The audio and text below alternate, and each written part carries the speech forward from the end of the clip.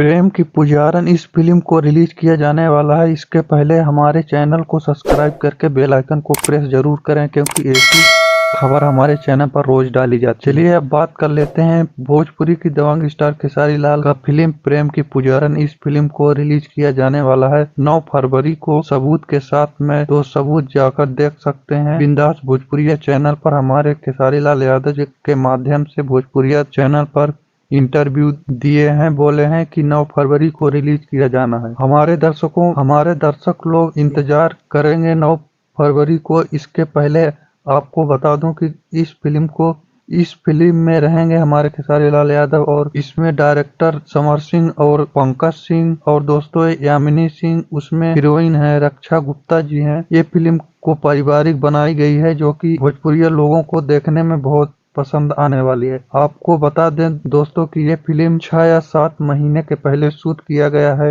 यह गोरखपुर में film shoot हुआ है। तो दोस्तों वीडियो कैसा लगा कमेंट में जरूर लिखें, और हमारे चैनल को सब्सक्राइब जरूर करें। धन्यवाद दोस्तों।